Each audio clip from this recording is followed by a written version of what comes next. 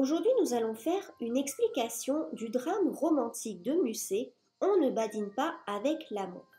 L'action de la pièce se déroule en 3 jours, un jour pour chaque acte. Chaque acte s'ouvre à peu près au moment du repas de midi. L'espace dramatique se partage entre décors intérieurs et extérieurs. Le château est évidemment le lieu principal de l'action et plusieurs de ces pièces servent de décor à l'action.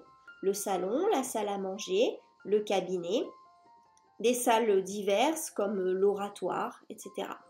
Les alentours du château constituent le second espace de référence de la pièce, la place devant le château, le jardin, le bois et la fontaine, un chemin forestier qui mène au village.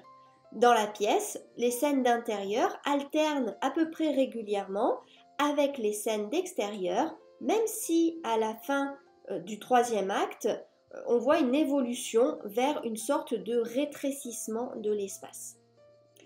Plusieurs critères peuvent être retenus, mais tous montrent une organisation symétrique. De toute évidence, les 4 personnages grotesques, donc Dame Pluche, le baron, Maître Blasius et Bridène, s'opposent aux 4 personnages sensibles, le cœur, Rosette, Perdiccas et Camille. On peut aussi percevoir un certain nombre de duos.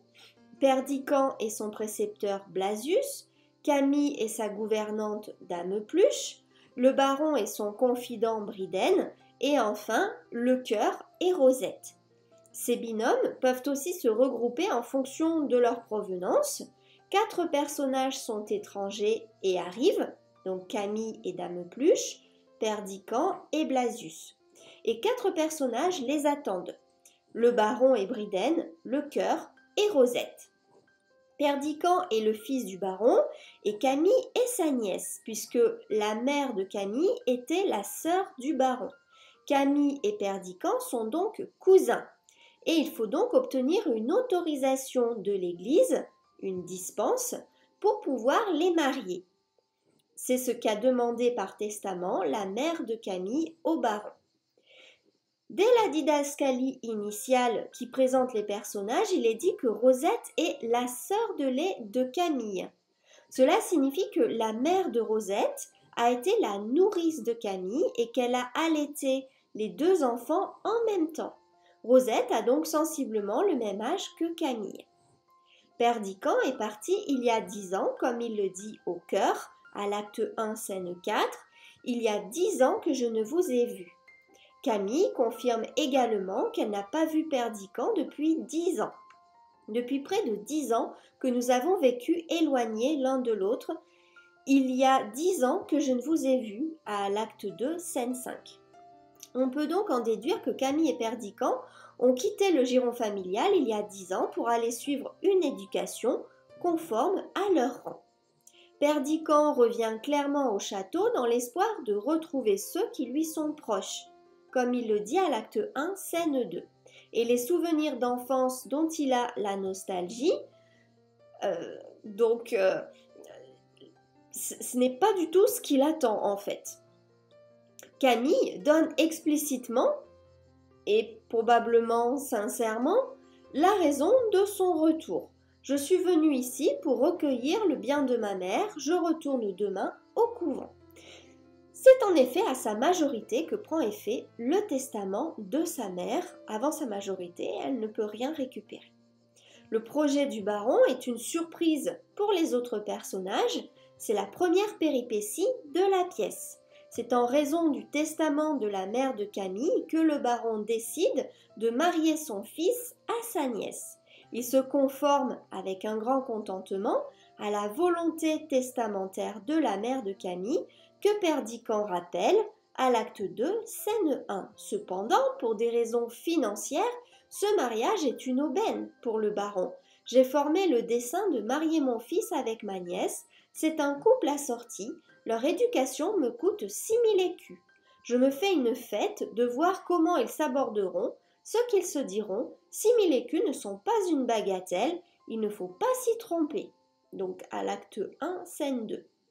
L'argent investi reste donc dans la famille et il n'est pas besoin non plus d'en donner en dot à une famille étrangère. Perdiccas ne s'oppose pas spécialement à ce projet. Je ne demande pas mieux que d'épouser Camille, dit-il à l'acte 2, scène 1. En revanche, Camille y est tout à fait opposée. Je ne veux pas me marier, dit-elle, à l'acte 2, scène 1. L'évolution de la pièce montrera que la vérité des sentiments est évidemment plus compliquée. L'obstacle, l'orgueil pour l'un et la débauche par désespoir amoureux pour l'autre, est plus intérieur qu'extérieur et il traverse les deux personnages. Sur le plan de l'action dramatique, les deux ecclésiastiques sont en situation de rivalité auprès du baron. Ils cherchent tous deux à en gagner définitivement les faveurs au détriment de l'autre. C'est ce qui constitue l'intrigue accessoire de la pièce. Le chœur a en outre livré une analyse plus psychologique de leur affrontement à l'acte 1, scène 3, en suggérant que leur opposition provenait d'une évidente similitude. Lorsque deux hommes à peu près pareils, également gros, également sots, ayant les mêmes vices et les mêmes passions, viennent par hasard à se rencontrer, il faut nécessairement qu'ils s'adorent ou qu'ils s'exècrent. Par la raison que les contraires s'attirent, qu'un homme grand et desséché aimera un homme petit et rond, que les blonds recherchent les bruns, et réciproquement, je prévois une lutte secrète entre le gouverneur et le curé. Comme l'indique le cœur, ils cumulent les vices de l'esprit et ceux du corps. Ils sont stupides, ignorants, mesquins, vaniteux, et ils sont surtout cupides, avides, ivrognes, gloutons. Les scènes de délation, qui se reproduisent symétriquement et régulièrement dans la pièce, ont pour fonction de nous montrer cette parenté dans la bêtise et la bassesse. La scène 5 de l'acte 1 est caractéristique puisqu'on y voit Blasius dénoncer Bryden et l'accuser d'ivrognerie et de dépravation, alors même que le baron constate dans cette scène que ce même Blasius est alcoolique comme le lui avait dit auparavant Bryden. Camille vient d'un couvent, comme l'explique Dame Pluche au début de la pièce. Elle a quitté le couvent sur l'ordre express de Monseigneur pour venir en temps et lieu recueillir, comme faire se doit, le bon bien qu'elle a de sa mère. À l'acte 1, scène 1. Camille le répète ensuite à l'acte 2, scène 1, en y ajoutant qu'elle retourne au couvent. Je suis venue ici pour recueillir le bien de ma mère et je retourne demain au couvent. Pourtant, Camille ne partira pas sans vouloir discuter de ce projet et de l'amour en général avec Perdiccas, qu'elle appelle, avec une ambiguïté révélée par Dame Pluche, son fiancé, à l'acte 2, scène 1. C'est l'enjeu de la dispute de la scène 5 de l'acte 1. Perdiccas avoue d'une certaine façon son amour à Camille dès la scène 2 de l'acte 1. Comme Camille est jolie. Puis à la scène 1 de l'acte 2, ton amour m'eût donné la vie, mais ton amitié m'en consolera. C'est ensuite à lui-même qu'il avoue cet amour dans le cadre d'un monologue délibératif. Diable, je l'aime, cela est sûr. Il est clair que je ne l'aime pas. Acte 3, scène 2.